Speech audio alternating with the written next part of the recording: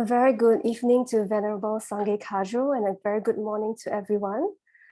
Welcome and thank you for joining us today. We are delighted that Venerable Sangye Khadro will be speaking on Practicing Kindness in a Hectic World, which ABC has specially organized in conjunction with World Kindness Day.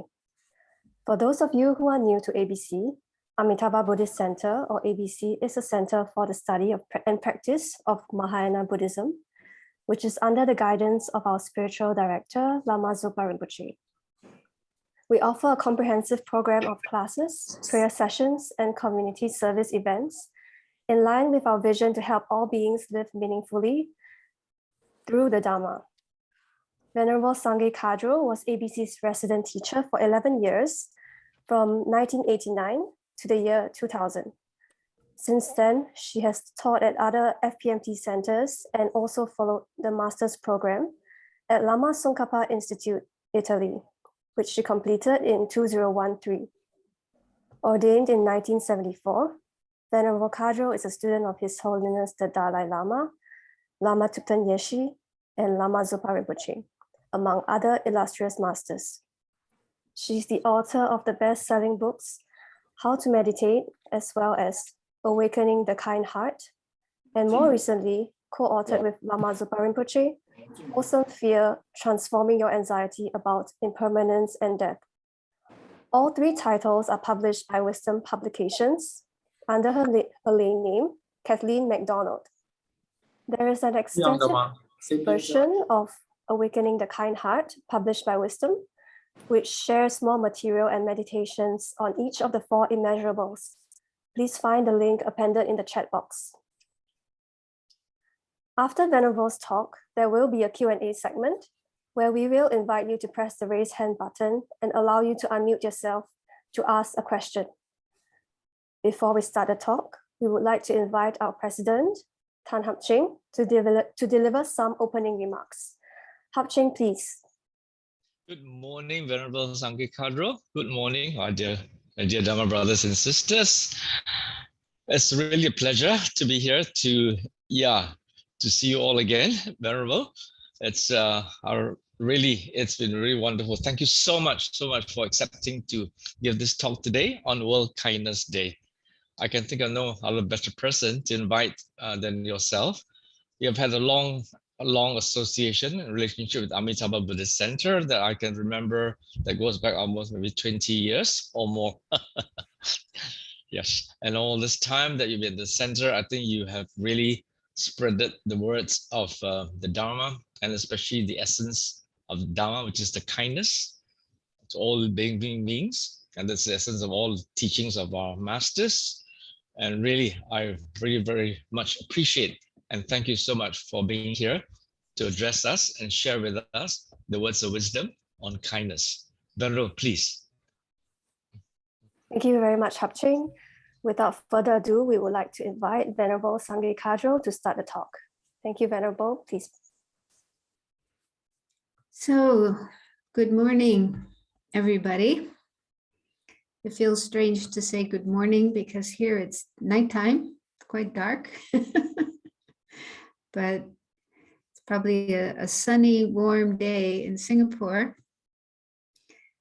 So I was very happy that Amitabha Buddhist Center invited me to give this talk on World Kindness Day. I think this might be the first time that I heard of World Kindness Day. So I looked it up on the internet and found out that, it was an idea that arose from a group of people who really want to promote kindness in the world. And a number of countries do observe this day, such as Singapore. So I was very happy to find out about that in Singapore, this day is observed. It's not an official day in America, but maybe one day it will be. So it's really wonderful that some countries like Singapore are putting emphasis on the practice of kindness and encouraging people to do acts of kindness. And I'm really happy about that because I believe that kindness is one of the most important qualities that we have as human beings. And the world really needs kindness. And there's a lot of material in Buddhism on how to develop more kindness. And I will go into that a little bit later, but I thought that I would first talk about the benefits of kindness, because if we can recognize that if we are kind to others, not only does it benefit them, but it also benefits ourselves. There's a lot of benefits. And a wonderful thing is that in recent years, there has been research done. Scientific research studies have been done on kindness, and they actually do find that there are benefits which verify the benefits that the Buddha himself spoke about. Yeah, so we can believe in the Buddha's words because these studies have proved that it is true. Kindness is beneficial for others and for ourselves. So all of us have received kindness from others, and we can know this for sure because if we had not received kindness from others, we wouldn't be here.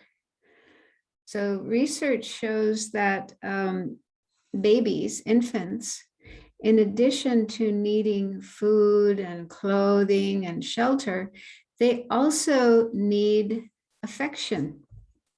So if a small baby, a little tiny baby, does not receive love and affection, if they are not held, cuddled, talked to, and played with, then the baby may not even survive. It might die. Or even if it does survive, the brain may not develop properly. So just to survive in this world and just to be able to function normally, to have a normally functioning brain, we need human affection, human kindness. So the fact that we are here today, we are alive and healthy and flourishing, is proof that we did receive kindness when we were small infants. Now, we don't remember that, I'm sure, but I'm sure if we look back into the past and look into our memories, we will be able to find many instances of kindness that we did receive from others. Our mother and our father, our grandparents, aunties and uncles, our siblings, our teachers, our friends, even from strangers, right? Sometimes we receive kindness from strangers, people we don't even know, and yet they help us out when we're in need, they give us things that we need and so forth. So I think if, we search in our memories, we'll find many examples of kindness that we have received from others. Also, we have all witnessed acts of kindness. We have all observed when other people do acts of kindness. And I'll talk about this more later because it said that when one person does an act of kindness and other people see that, then they are inspired to do acts of kindness as well. So they say kindness is contagious. It spreads. So the benefit spreads out to many, many, many people. And I'm sure we can all remember times when we ourselves acted with kindness, when we helped somebody out, whether it was somebody in our family or a friend or even a stranger. And if we can remember that experience, we probably remember it with joy, because when we do an act of kindness to somebody else, then usually they respond with joy. And when we see their joy, we feel joyful as well. So I was just thinking, in the last couple of years, there have been a couple of times when I was in a supermarket and I saw a person who was like kind of small, and they were trying to reach and get some item from a shelf that was very high. And they weren't able to reach it. One time I was actually in Italy, and there was this elderly man, and he was trying to get a jar of olives from a high shelf, and he couldn't reach it. So he was using his cane. He had a walking cane, and he was using his cane to try to pull this jar from the top shelf. And I thought, oh, that's going to be disaster if that falls on the floor. And so I was taller than him, and I just reached up and took the jar of olives and handed it to him. And he looked at me with this look of amazement on his face, like, you know, he was so surprised that a total stranger, you know, helped him out in that situation. And he looked so happy. Okay, so I'm sure we all have experiences like that, where we helped somebody out and were able to observe their joy, their happiness. And then when we see them happy, we feel happy as well. And so acts of kindness definitely bring joy. So kindness, according to Buddhism, is a quality that everybody has. All human beings do have this quality of kindness. Some people may have it more than others, but we do have it within us. And even animals have kindness, okay? So when we observe a mother animal, like a mother cat or a mother dog, or, you know, many animals, when they are in the role of mother and they're with their little babies, they take such good care. They really, really take care of their offspring, these little ones, and feed them and protect them from harm and danger and so forth. And there's also lots of stories of animals who take care of other animals who are not their offspring, not their babies, and they may not even be the same species of animals. I saw an article about this dog in England. It was a greyhound dog, and it had been abandoned and abused. It was in terrible shape. It had been locked in a shed, and it was starving, and I think it had been beaten. It was really, really, really sad. And so this animal shelter took the dog in and took care of her. And they were thinking of giving her away, you know, finding a home for her.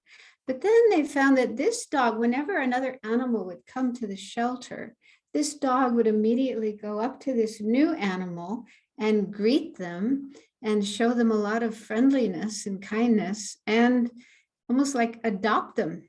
And the dog would do this to all kinds of animals, like a baby deer or an owl, or it didn't matter what kind of animal it was.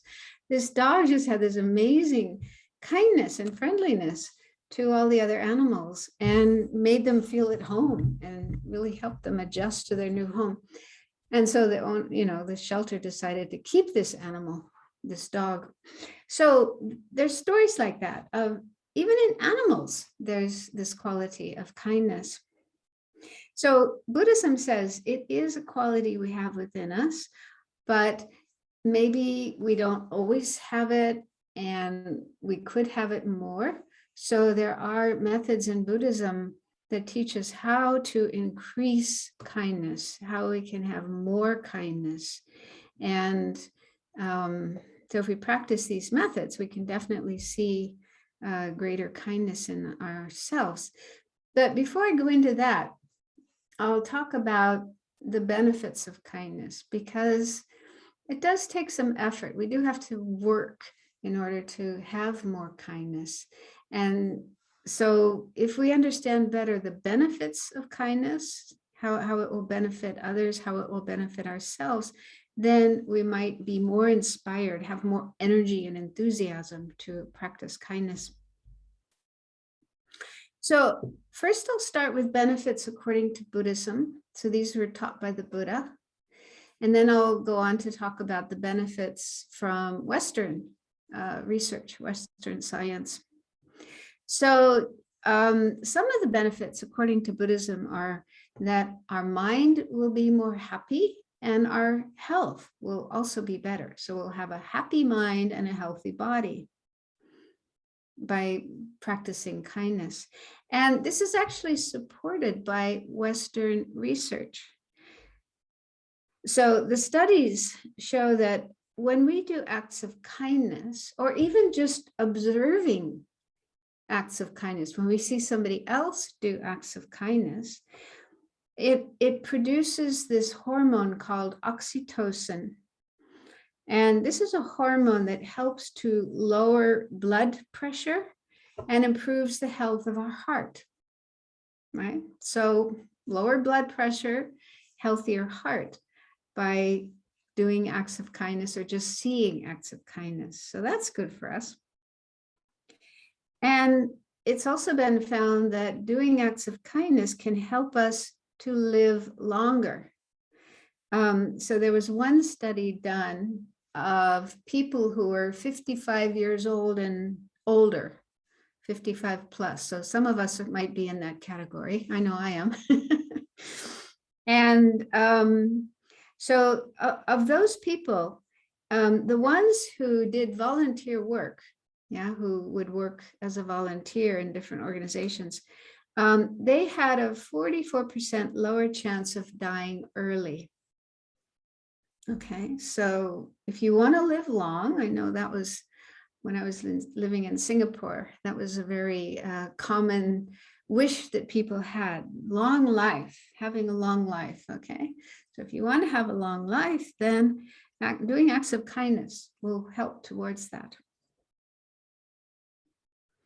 Okay, another benefit mentioned in the Buddhist text is that if you do acts of kindness, you will be loved by others. Other people will love you, will help you, and protect you.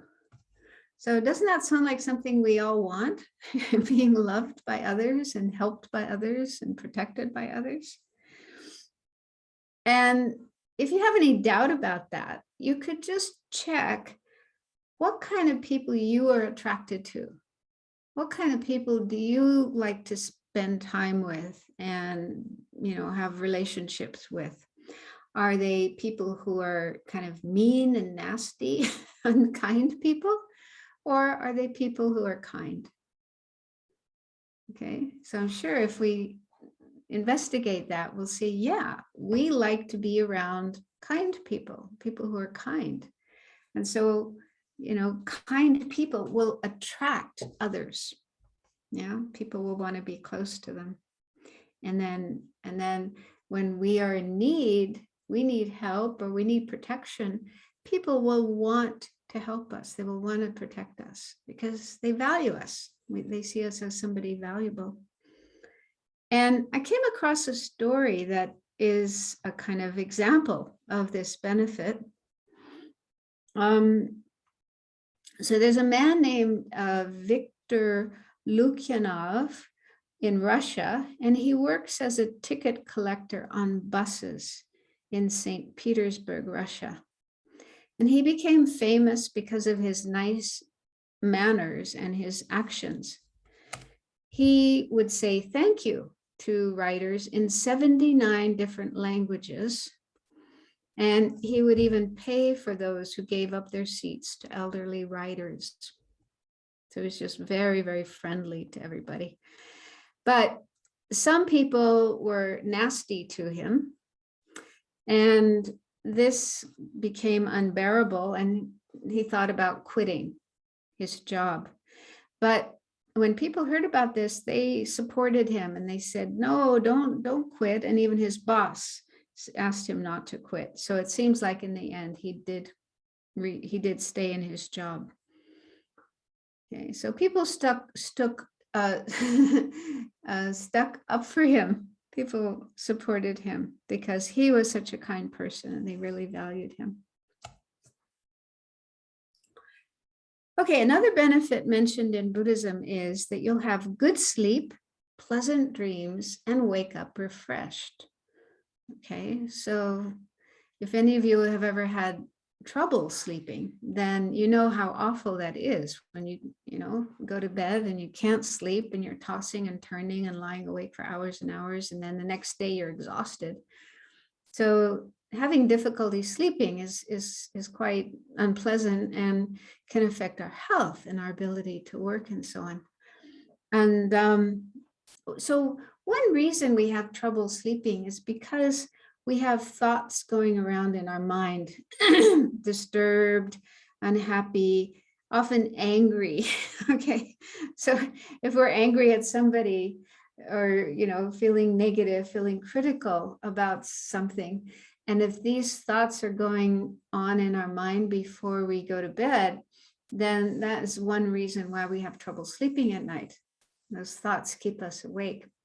So if we make a habit of being kind and loving and having positive thoughts rather than negative thoughts in our mind, then we won't have trouble sleeping. We'll be able to go to sleep well and have pleasant dreams rather than nightmares. And when we wake up in the morning, we'll feel refreshed and energized. Okay. So that's another benefit we'll get from making a habit of kindness. And then the next benefit is that you will look radiant and relaxed and be able to communicate easily with others. Okay, so you can see that people who are kind, they have a very nice appearance, very nice face, and looking happy and relaxed and peaceful. And your ability to communicate with others goes well. And scientific research finds that another effect of oxytocin, that hormone I mentioned before, is that it increases our self-esteem and our optimism. And that in turn helps us to feel less shy and anxious around other people. So again, if we're kind, we do acts of kindness, we'll have more oxytocin. And that has various benefits, including feeling more confident in ourselves, more positive. And then in turn, when we're with other people, we'll be able to communicate better with others. And the next benefit explained in the Buddhist text is having a calm mind and better concentration. So when we if we're interested in practicing meditation, one difficulty we often have is that our mind is very scattered and very busy, so it's very difficult to concentrate. And one reason that happens is because of negative thoughts, for having angry, resentful, irritated thoughts about people, our boss or neighbors or whatever, then those run around in our mind and make it difficult for us to have concentration. So the more we cultivate kindness, positive thoughts, positive feelings towards other people, then when we do try to meditate, our mind will be more calm, more peaceful. We'll be able to concentrate better. So that's good for meditation, but it's also good for your work, anything else that we want to do that requires concentration, study or work or painting or whatever it is. More kindness will help your mind be more concentrated and thus be able to do your work better. And here's a quotation from His Holiness the Dalai Lama. He says, "Wise persons think of others, helping them as much as they can, and the result is happiness. Love and compassion are beneficial both for you and for others.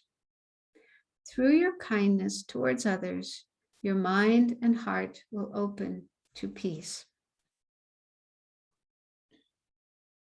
Because anger is very disturbing, The opposite of kindness is anger, hatred, jealousy, resentment, wanting to retaliate, wanting to take revenge against people we don't like or people who have harmed us. So those kind of thoughts and attitudes are the opposite to kindness and love. And so those kind of thoughts, those negative thoughts are really disturbing. They're so painful, so disturbing in our mind. And so developing more kindness, having more kindness in our mind will naturally decrease those kind of negative thoughts. So naturally our mind will be more peaceful. And then the last benefit I'll mention from the Buddhist teachings is that our mind will be peaceful and clear at the time of death. So one day our life will end, and hopefully it won't happen anytime soon, but we just don't know. But anyway, at some point in time, our life will come to an end and we'll find ourselves leaving this life, dying. And it's only normal that we want to have a positive state of mind at the time of death. We don't want to be frightened. We don't want to be angry. We don't want to have attachment. So we want to have a peaceful, positive state of mind at the time of death. And so if during our life, we try to be kind as much as we can, then kindness will become our natural mode of being, our kind of default mode. Yeah, and it would just be easy to feel kindness. And so then even at the end of our life, even as our life is ending, because we're so familiar with that state of mind, it will arise easily, naturally. And then we'll be able to die peacefully. I saw that with my mother. I was with my mother when she died. And she was a very, very kind person. And right up to the end, up to her last breath, she was just so calm and peaceful and kind, showing kindness to the people around her. It was wonderful, extraordinary to see that. So we can do that too, if we really practice kindness in our life. Okay, so now I'll talk about some benefits that are from Western research. So Western scientists, researchers have been doing studies on kindness, and they have found that it's beneficial as well. One benefit is that we get what is called a helper's high, meaning that, helping other people, like doing volunteer work and so on, makes you feel good, makes you feel happy.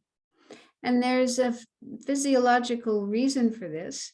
Another hormone called endorphins, the happy hormone. So there's more endorphins released in our system, in our body, when we do acts of kindness and help others, do volunteer work and so forth. And also endorphins are said to be a natural painkiller. Okay, so if we have more endorphins in our system, then even if we have some pain or discomfort, we won't feel it so much. Another benefit they have found is that we'll feel more useful. We'll have a greater sense of purpose in life. So sometimes people feel kind of depressed and hopeless and despair, like, life has no meaning, life has no purpose, or maybe they feel they themselves are, have nothing to offer. There's no purpose for their life. So that kind of thinking is very negative, and naturally, you feel unhappy, and it'll probably affect your health as well. So if we make an effort to be more kind and helpful to others, then we'll have a sense of purpose and meaning in life, and we won't be affected by those other kinds of thoughts like depression and hopelessness.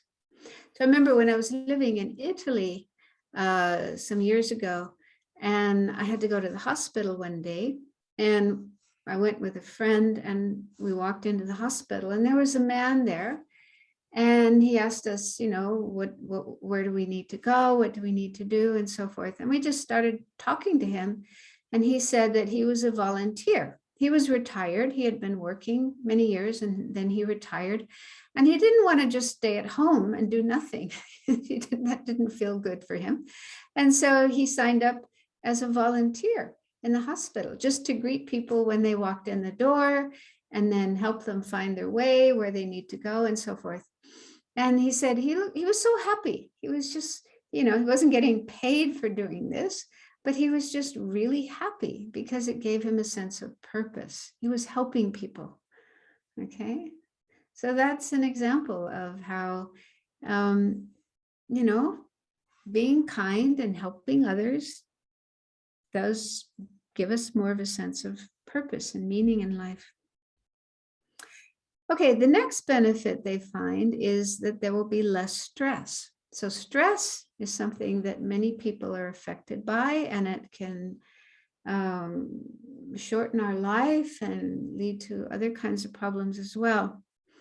So the studies find that people who are kind on a regular basis have 23% less cortisol. Cortisol is a stress hormone.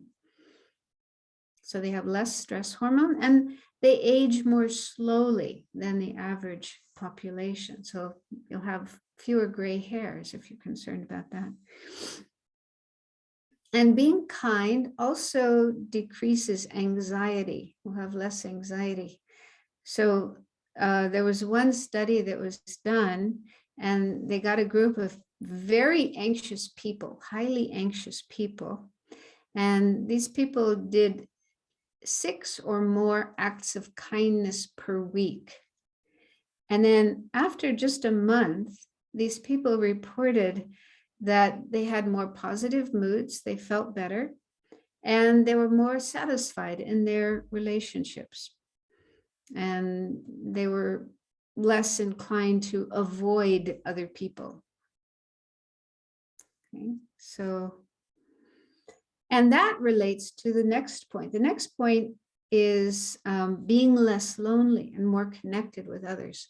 So loneliness is a huge problem in many countries, in the West anyway. I don't know about in Asia, like Singapore. But yeah, they find many people are lonely, and some people don't have any friend at all. Like their best friend was their spouse, and then when the spouse dies, they have nobody else that they can talk to, nobody else they can communicate with, and they really suffer from loneliness. So this is a huge problem for many people, and also it affects their health. When they're lonely and connected with others, they have more health problems, and they die more quickly, more earlier than people who have more friends and are more connected with others. So if we do acts of kindness, then naturally we are connecting with other people. We're making connections with other people, and that will eliminate the feeling of loneliness and have this connection with other people. And again, this could be explained by the increase in oxytocin in our system, because that makes us more outgoing. We feel more confident in ourselves, more optimistic, more willing to go out and be with others and communicate with others and so on. Okay, one more is kindness is contagious. So it's found that one act of kindness can lead to many others. So when people see an act of kindness, they feel touched by that, they feel inspired by that, and then they want to go and do an act of kindness themselves. And then it will spread like a ripple effect. The other people who observe those acts of kindness will in turn go out and do acts of kindness. So so more and more people then will benefit from those acts of kindness. So here's another story I read recently. There was a 60-year-old grandmother in Sichuan province in China, and she had a granddaughter who was disabled. She was 14 years old. So the grandmother would carry her granddaughter on her back and take her to school, to and back from school. She did this for almost 5 years, and it wasn't like a short trip. It was a long trip, more than 3 miles, going through mountainous terrain. So it's quite a journey to take her granddaughter to and from school every day on her back. So the media came to know about this and wanted to help her. So they publicized the story, and then people found out about it and they made donations. So the family was able to move to a new house closer to the school of the girl. And they also were able to give a wheelchair to the girl so that she could get around by herself. So my guess is that people who found out about this story were so touched by the grandmother's kindness and of course the hardship that she was going through, and they wanted to help her. So that's an illustration of how one act of kindness can lead others to do acts of kindness as well.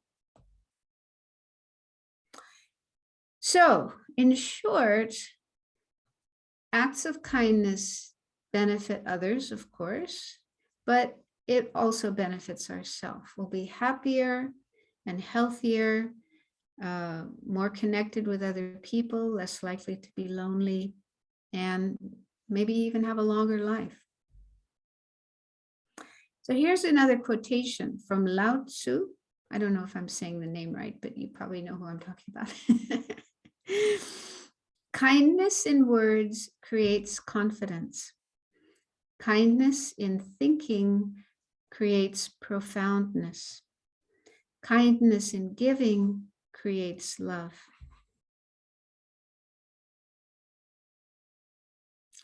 So there may be times when your mind is negative, you're in a bad mood, and you just don't feel like being kind to anybody. So we probably all have those times when we're in that state of mind. But if you do find yourself feeling that way, you could think about these benefits. And thinking about that might inspire you to get out of yourself, to get out of your shell and do something helpful, even doing some housework to help your family or to help your flatmates. And you might find that doing that does help you get out of your bad mood. And then you'll want to do even more acts of kindness. On the other hand, if you do just stay by yourself with your unhappy thoughts and feelings, then what will be the result of that? What will happen? Will you get happier if you just stay by yourself and let those unhappy thoughts run around in your mind? Maybe not. Your unhappiness might just increase. You might become more and more unhappy. And you might even end up being sick, because when our mind is unhappy and having a lot of negative thoughts, then that will affect our health as well. Okay?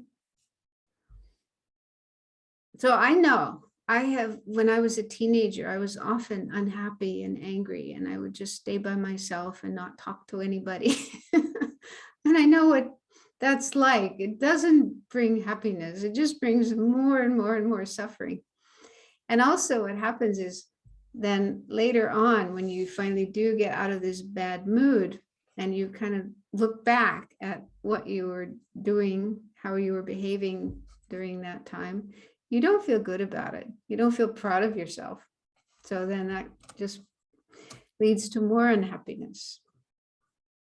On the other hand, just making an effort to get out of yourself and think of others and do things for others, you'll probably find, that does feel better.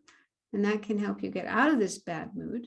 And then again, you'll feel even more inspired to do good for others. So one thing that's really important to understand is that we do have a choice. We do have a choice about what we do, what we think, how we behave. So even if there's unhappy or negative thoughts going on in your mind, you don't have to get stuck in those thoughts. You don't have to stay with those thoughts. There are other choices. There are alternatives. Buddhism teaches so many methods we can use to change our thoughts, to change our perspective, our way of seeing things, our way of seeing ourselves, our way of seeing others, our way of seeing the world. And so once we know those methods, we can use them and we can get ourselves out of unhappy and negative states of mind. It's actually really easy. It isn't difficult at all. And it feels so much better. You feel much better when you do that. Yeah. Okay, so how about we just have a little pause at this point and do a short meditation. So this is one meditation we can do to help us have more kindness and more energy to be helpful to others.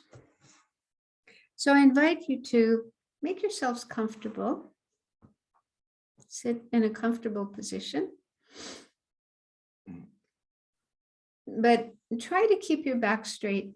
When we meditate, it's good to sit with a straight back because that will help your mind to be more clear and awake and alert. But at the same time, be relaxed. So if there's tension anywhere in your body, imagine it melting, flowing away, flowing out of you, going down into the ground below and disappearing there.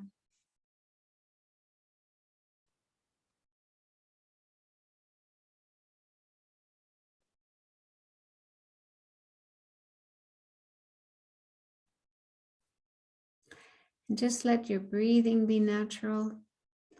Let your breath flow in and out in a natural rhythm.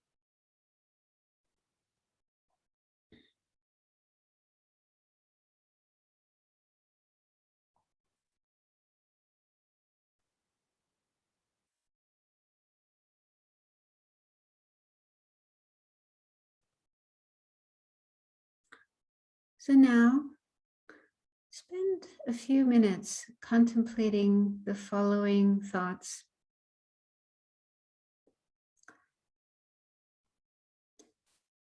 Just as I do not want to have pain, unhappiness, or any kind of problem or difficulty, so does everyone else. Every other person and every other being is just like me. They do not want pain, unhappiness, problems, or difficulties.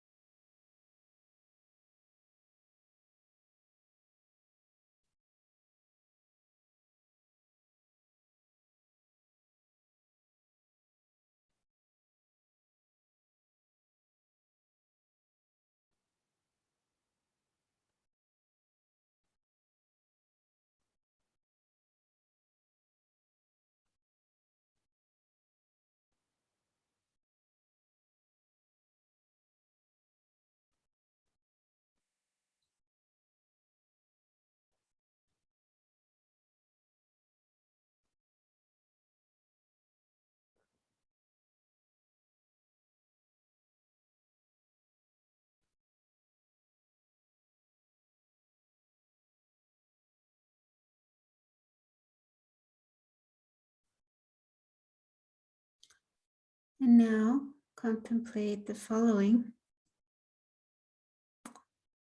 So each one of us, deep down inside of our hearts, wants happiness. We want to be happy, peaceful, to have our needs and wishes fulfilled, to feel safe, protected, loved, appreciated.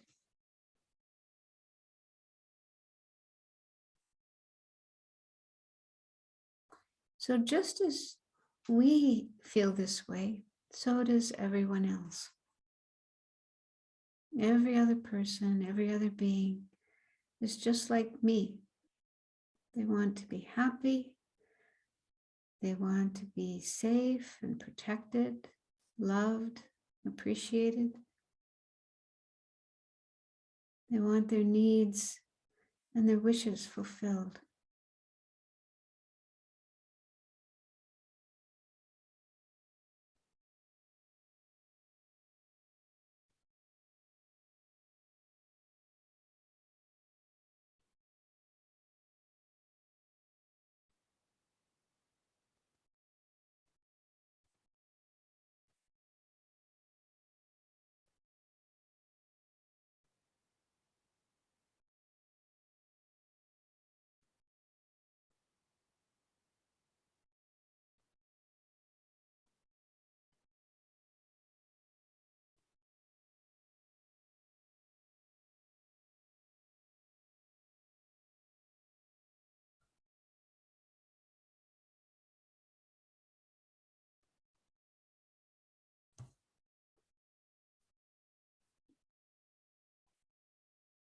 And now contemplate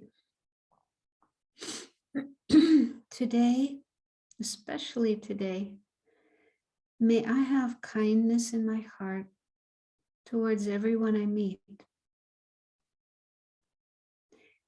And may I show my kindness towards them in whatever way is skillful and appropriate.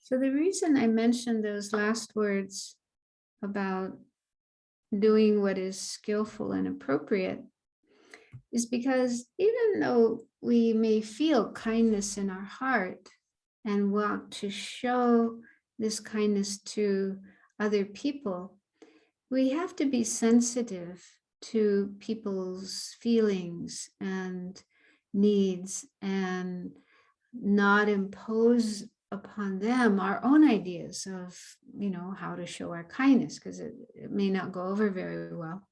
So like a really gross example of that would be, let's say you're a man and you have feelings of kindness towards a woman or towards a young girl. And if you just go up and hug and kiss this person, they might be shocked and they might take it the wrong way and maybe even call the police. So that's like a very gross example, but it can happen. It is possible. Yeah. So it's not enough just to have this feeling of kindness and this wish to help somebody else, but you also need to check out what would be the most appropriate way to express your kindness to this other person.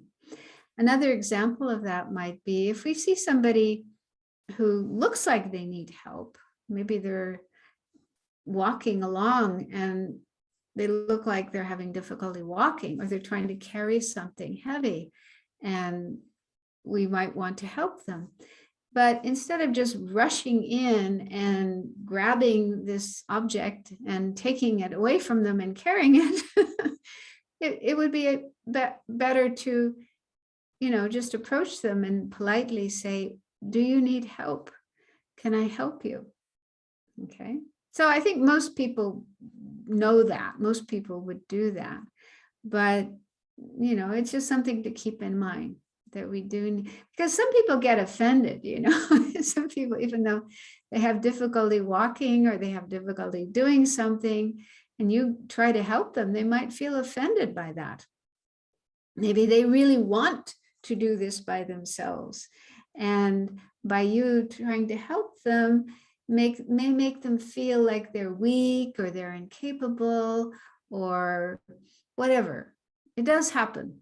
It does happen. So it's always best to just be careful, be cautious, and better to ask somebody if they would like help or not before you just push your way in and try to help them. And showing our kindness to others doesn't have to be anything major and earth-shaking. Just having a friendly expression on our face, smiling, greeting people, having readiness to do whatever we can to help them. Okay, so that itself is enough to show kindness.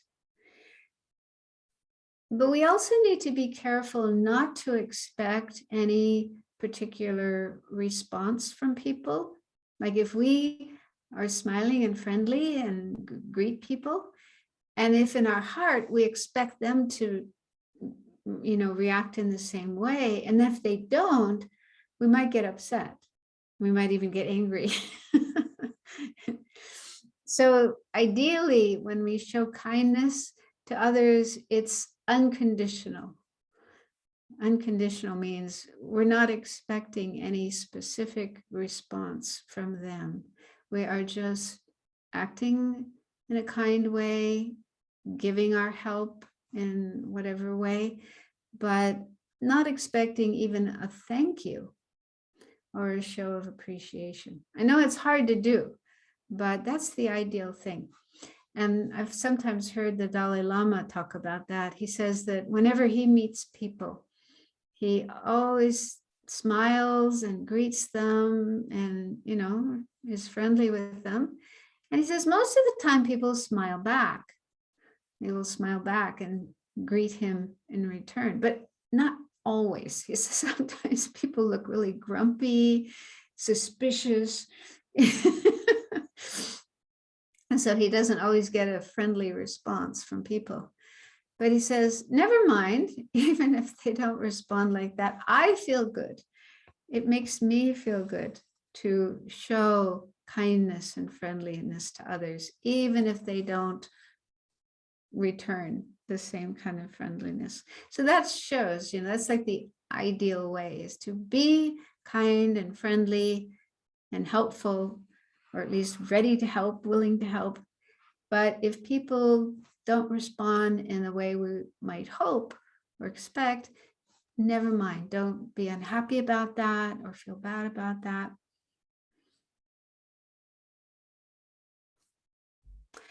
Okay, just one more thing.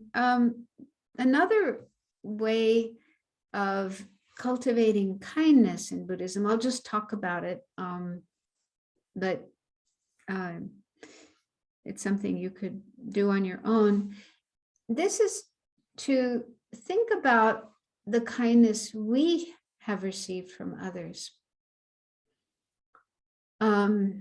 This is really, really powerful.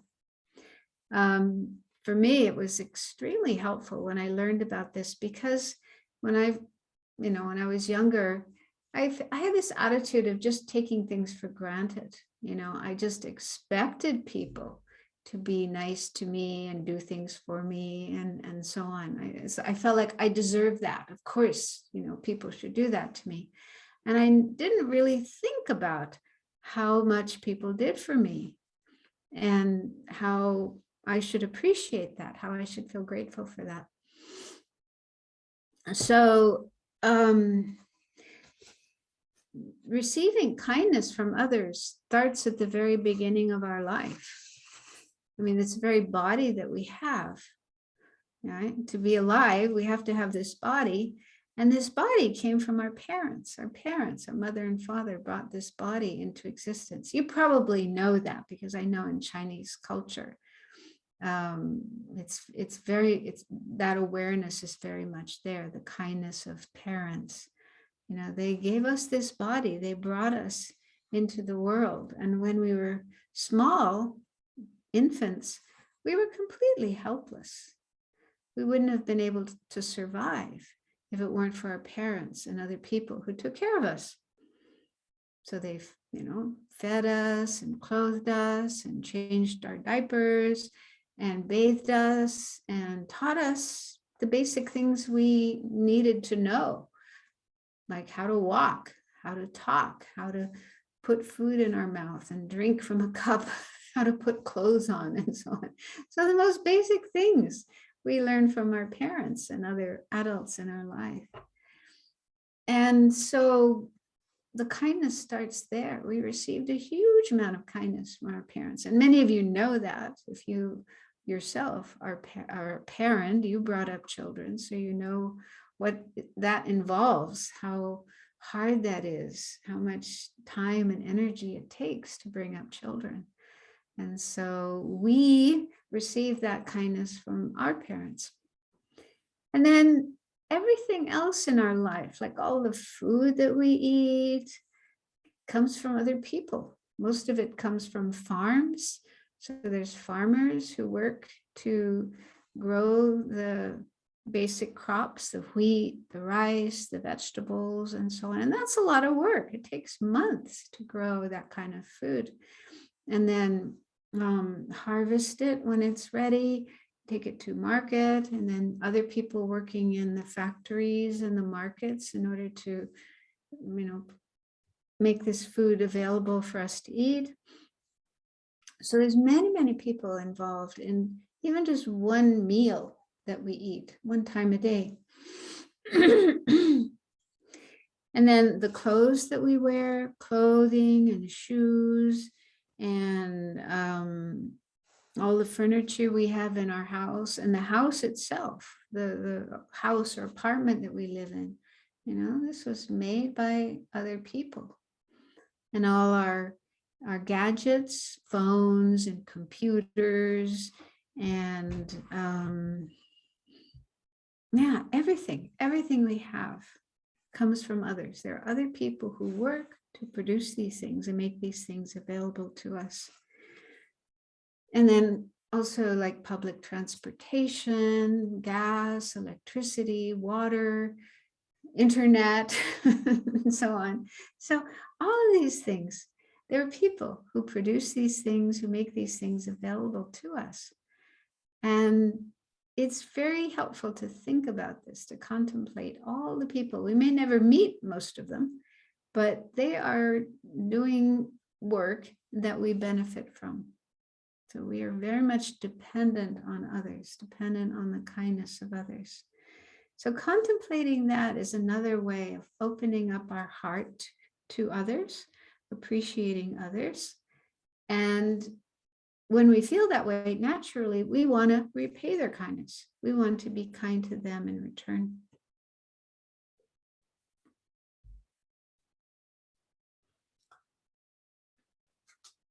Okay, so to close, I would just like to read. So when I was in Singapore, we put together a little book called Awakening a Kind Heart. And it's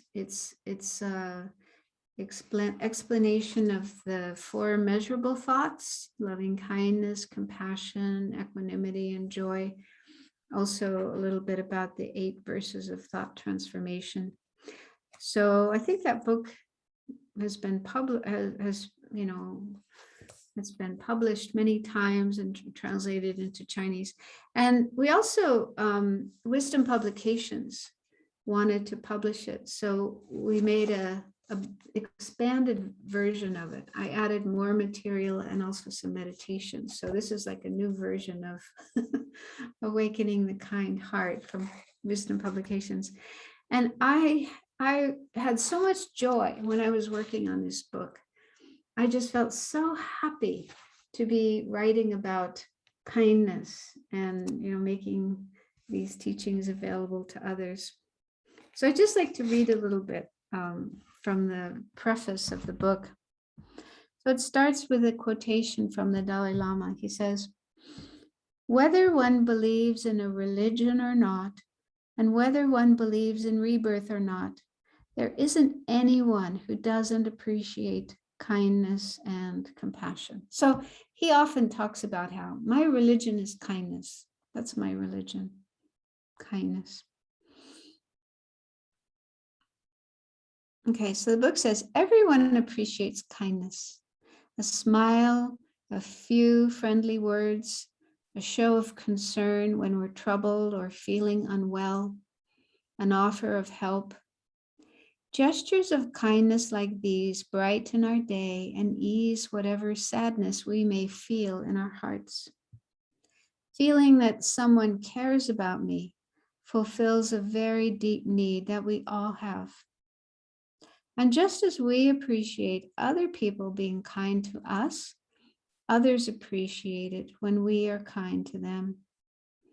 That is why it is important to learn to be kind, because it will help our relationships and our interactions with others improve, more satisfying and more problem-free. So, yeah, I tried to put as much information in this book that I knew on how to increase kindness and compassion and how to overcome obstacles. There are obstacles to being kind, like being unhappy or lacking self-confidence or being fearful and so forth. So, but we can work on those obstacles and overcome them and then have more kindness in our mind and in our life. Okay, so I'll stop there.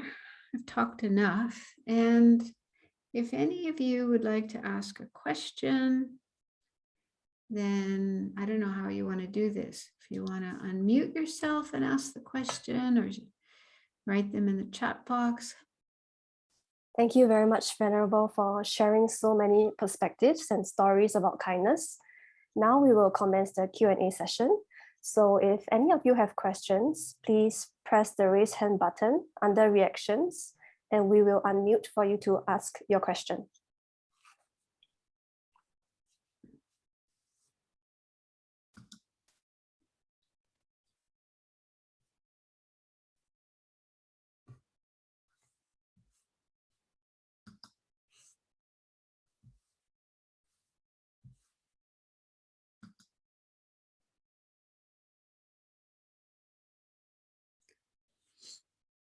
If there is no one who wants to ask a question at this point, maybe I will start. Thank you very much, Venerable, for the talk.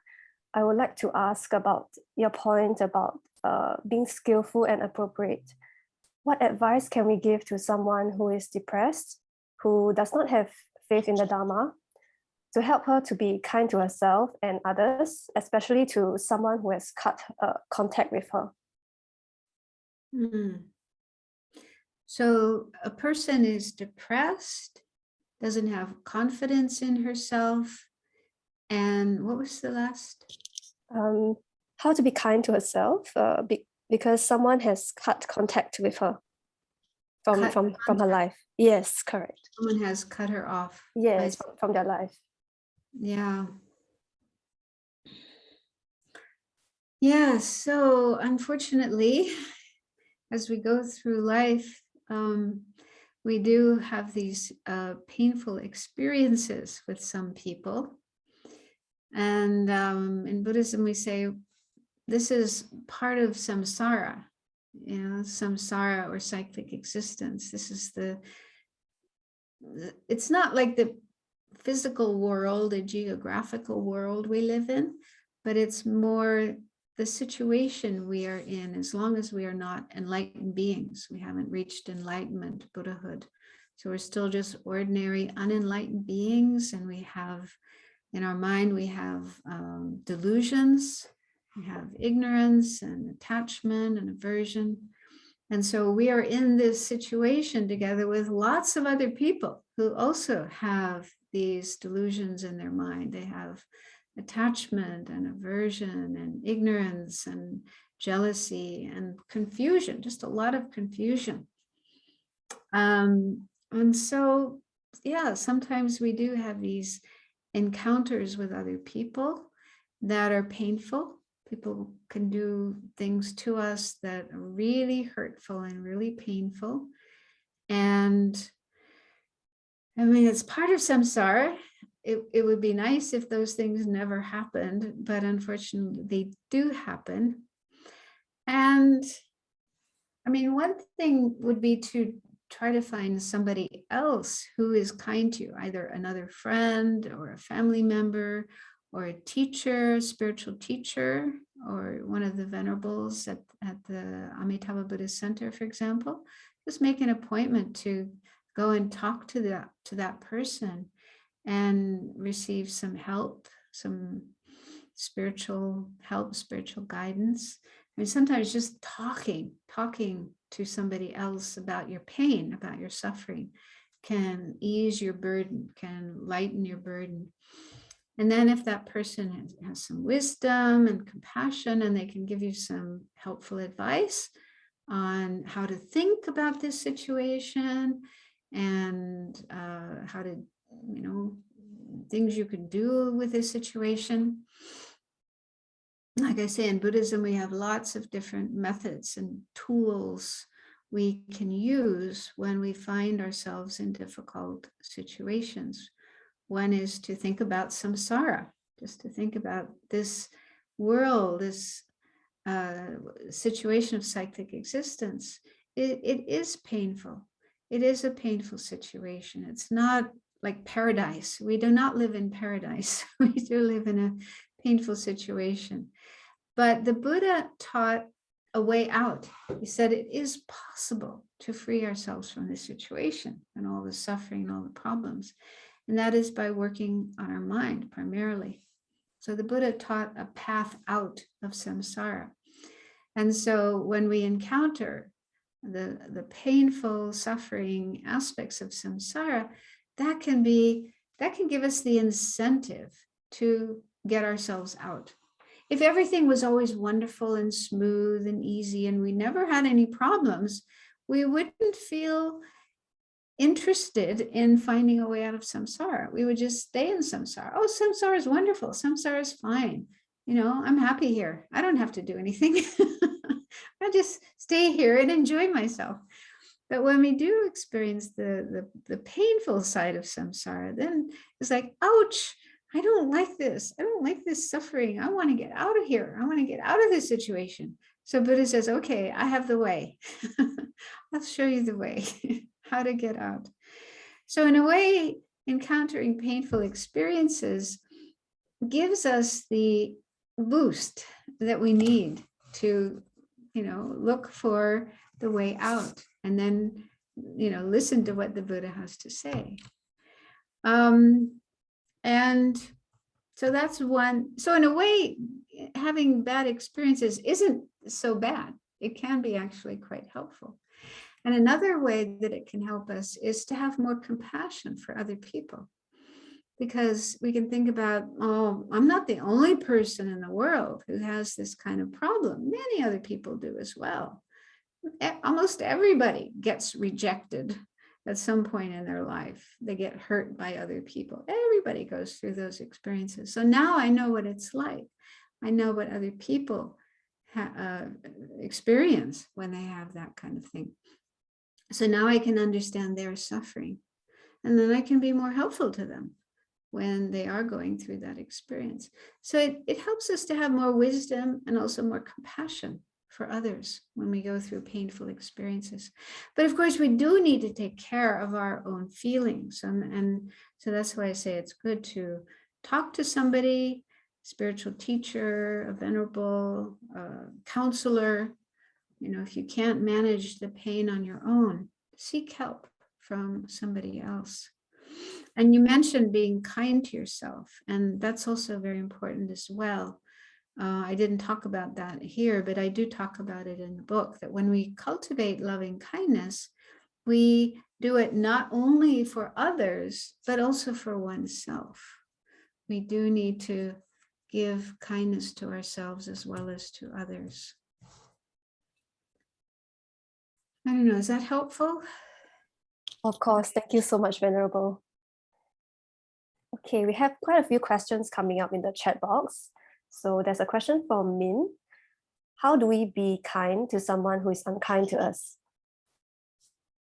How to be kind to somebody who is unkind to us. Yeah. Well, when somebody's unkind to us, we usually feel unhappy and probably angry. And we may even feel like, you know, being unkind to them in return. Like, well, you're mean to me, so I can be mean to you. You know, that's the right way to respond. So that's the natural response that many people have, is returning unkindness with unkindness. However, if we do that, if we are unkind to that person, will that benefit?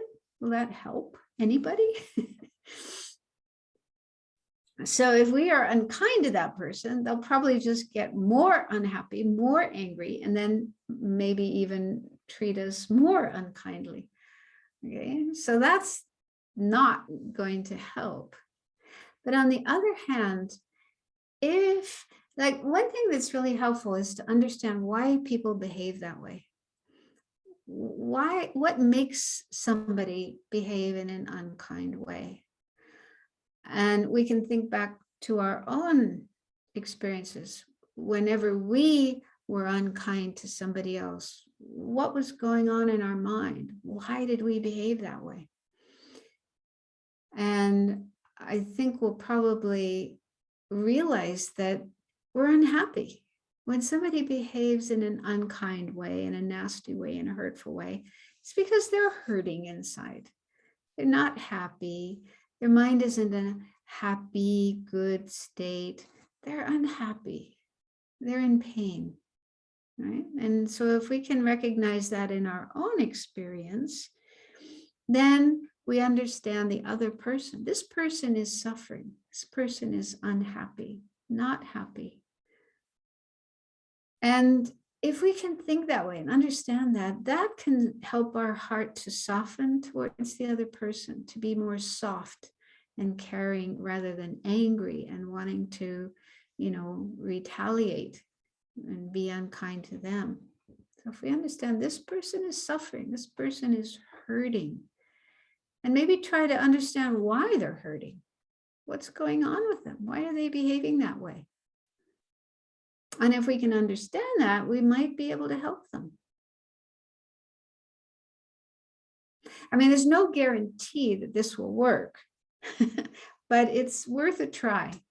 It's a much better approach to take than retaliating, you know, being unkind to them. Try to understand what's going on with that person. And is there some way that I can help them? And I'm quite convinced that if we can keep our heart open and soft and kind towards somebody, even if they are behaving in an unkind way to us, there's a greater chance that the situation will shift, that they will change, that they will, you know, start to be open to us and want to talk to us or want to listen to us. Whereas if we get angry at them and show an angry face, an unkind way of behaving, that's just going to make them more angry, more unhappy, and make it harder to communicate. Okay, whereas being kind to them, there's a greater chance of opening up the communication and being able to communicate with them. Does that make sense? Yes, thank you very much, Venerable. We have two similar questions from Wei Chia Go and KK Lo. Maybe I'll just read them out and see if you have anything further to what you just shared, because it's quite similar to the previous question. It's from Wei Chia. How do you deal with it if you find that people are taking advantage of your kindness and keep asking for more and more? Do you keep giving, or how do you decline politely?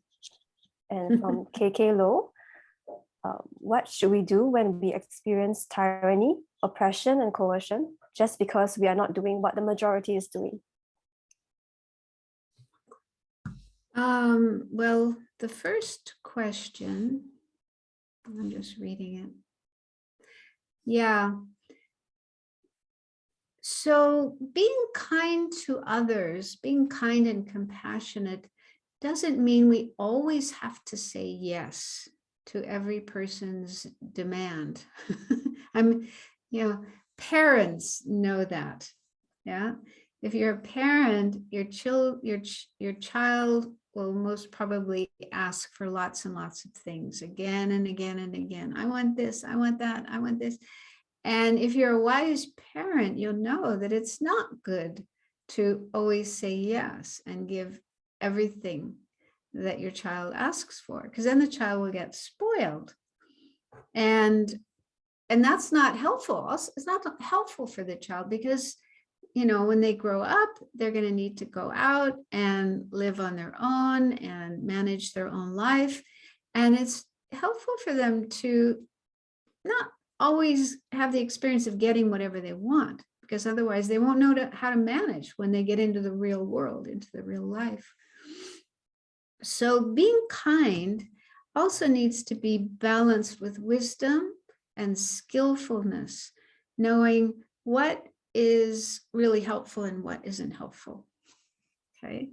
So if you have the feeling that somebody's taking advantage of your kindness and asking more than you're able to give, more than you're willing to give, or asking more than is good for them, because you also have to think, well, what's good for that person?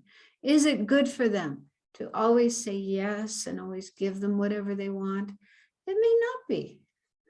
Like, for example, I haven't had this experience so much, but people who work with drug addicts, alcoholics, and so on, those kind of people can be very manipulative, very good at, getting you to give them what they want and do what they want, and so on and so forth. And that's not helpful. It's not helpful. So you do need to have wisdom and know what is really helpful for people. And sometimes it is more skillful, more helpful to say, no, I don't think that's good for you. So generally, yes, it is important to be kind to people, but we also have to balance that with wisdom and know what is really going to be helpful. And also, like in the relationship between spiritual teachers and their students, spiritual teachers aren't always nice and smiling. Sometimes they scold their students, or they point out faults in their students, because they know that is what the student needs to grow. If the teacher's always soft and sweet and nice, the student won't grow, won't learn. So sometimes as a teacher, you have to be firm. It doesn't mean you're unkind. You have kindness in your heart, but outwardly, your way of talking, your way of behaving with your student, you need to be firm. So the next question, when we experience tyranny, oppression, and coercion, just because we are not doing what the majority is doing. I can't remember if I have ever had that experience myself. But just what comes to my mind is that we need to be committed to what is true and what is right. And even if we find ourselves in the minority, there's this other group of people over there, and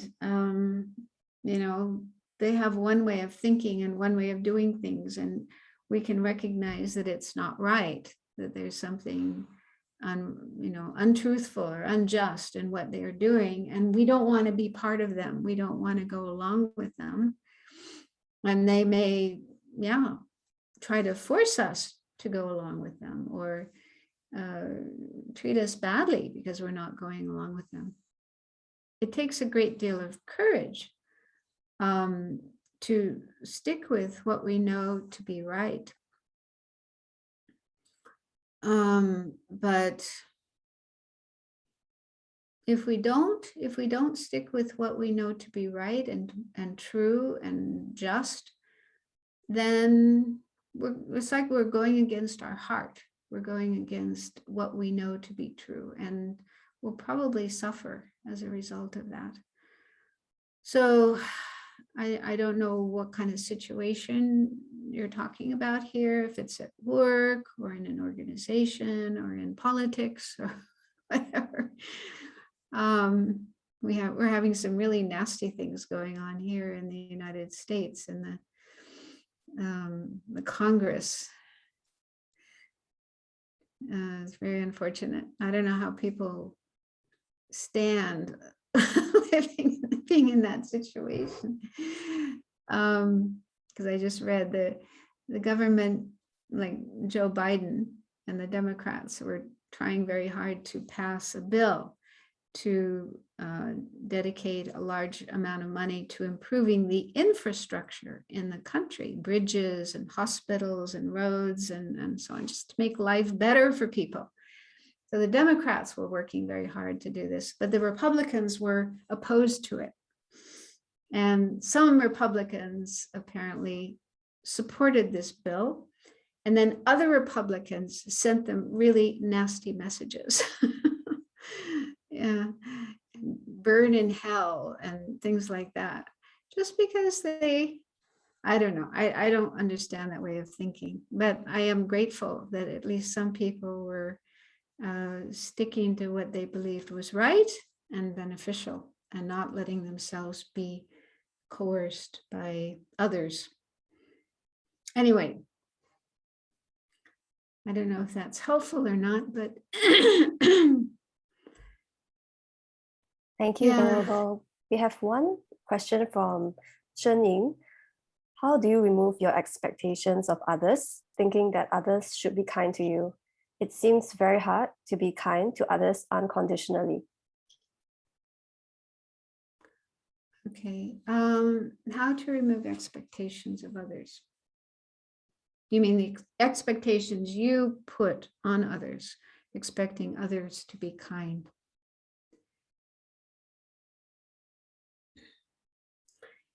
It is difficult. It is difficult to have unconditional kindness, to just have compassion and kindness for others without expecting anything in return. Very, very difficult. I mean, this is the bodhisattva. A bodhisattva is able to have that kind of kindness, but a bodhisattva is somebody who's very mature spiritually. You know, they spend a great deal of time cultivating their compassion and their kindness and their wisdom and many, many other qualities. And so a bodhisattva is able to do that. But if we're not able to do that, I think we need to be kind to ourselves and just acknowledge that, okay, one day I would like to be there. I would like to be like the bodhisattva and have just total unconditional kindness and love for everybody, regardless of what they do. But I'm not there yet. So I think we do need to acknowledge our limitations and be comfortable with ourselves the way that we are. And hopefully there will be at least some people in your life who do reciprocate your kindness, yeah, who are kind to you in return for the kindness that you show to them. So we do need those kind of relationships. We do need people in our life who are kind and caring and giving, and we're kind of on the same wavelength, or on this, we have the same values in life. We're trying, like Dharma friends, spiritual friends, we study together, we meditate together, we practice together, we support each other in our practice. So it's very important to have at least some people in your life who are like that, who do give you kindness in return for the kindness that you show. And if others are not like that, well, we can't force them. Yeah, we can't force people to be kind. But I do believe that if we ourselves practice kindness and compassion to the best of our ability, that will rub off on others. That will, it's like we're being an example of kindness.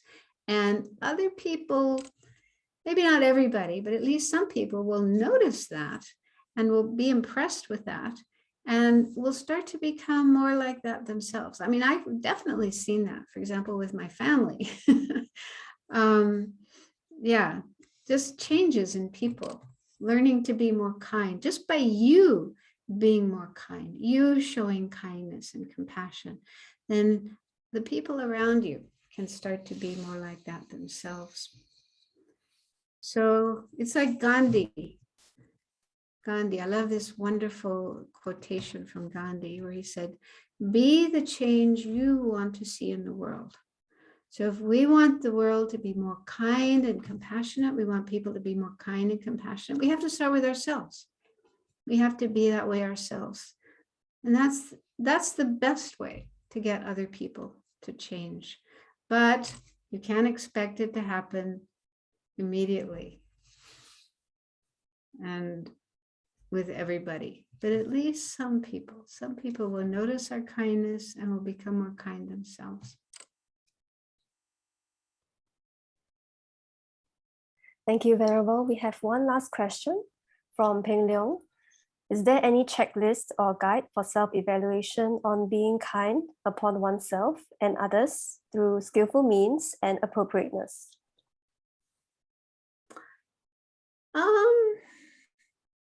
Well, the first thing that popped in my mind was there's an American woman named Kristen Neff who is a psychologist and also a meditator, and she practices Buddhist meditation. And she spent 10 years doing research on self-compassion. And she wrote a book called Self-Compassion. And she also has a website called Self-Compassion. And her website, it's been a while since I went to it, but there is actually some kind of test, not test isn't the right word, but a questionnaire that you can answer. And then that will let you know what, if you have a lot of self-compassion or you're deficient in self-compassion.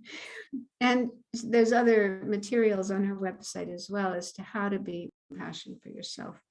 So, I mean, compassion and kindness are very similar. So I think if you go to that website, it's just selfcompassion.org, I think. You just type that in, Google that, and you'll find it.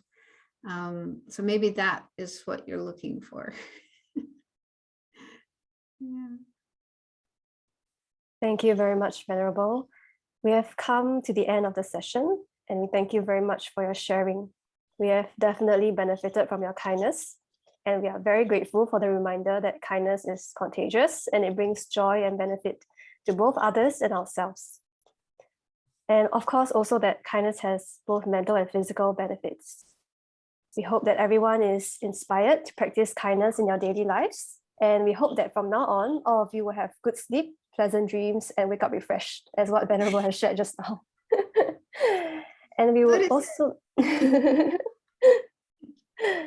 okay, and we would also like to highlight that Venerable Sangye Khadro is kindly offering a series of 4 teachings titled Creating Peace in a Chaotic World. It's scheduled on 4 Saturdays from 20th November to 11 December from 10 a.m. to 11:30 a.m. Later today at 3:30 to 4:30, we also have prayers for the swift recovery of Venerable George Churinov. And there will also be a Guru Puja tomorrow, 14 November at 3:30 p.m.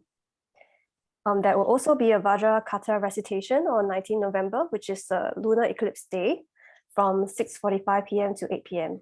For more information on these events and for the Zoom links, please visit ABC's Facebook page. We thank you very much for joining us, and we hope to see you at all our future events. Please stay connected with ABC on Facebook and on WhatsApp. We will now unmute everyone so that you can say a word of thanks or goodbye to Venerable Sangye Khadro. Thank you, Venerable. Thank you, Thank you very Venerable. much, you, Venerable. Venerable. Precious blessings. Thank you. Thank you, Venerable. Venerable. Venerable. Much. And we just Venerable. Thank you for coming Thank online. you. Thank you. Thank you. See so many Nice to old see you friends. again then. Yes. Bye-bye. Bye. Thank you. Good night, Good Venerable. night. Okay, Venerable. Thank you. Good night. Good night. Bye-bye, Venerable. Thank you. Thank you, everybody. Thank you, everyone. Yeah. See you. Take care. Thank you. Bye-bye. Goodbye. Bye.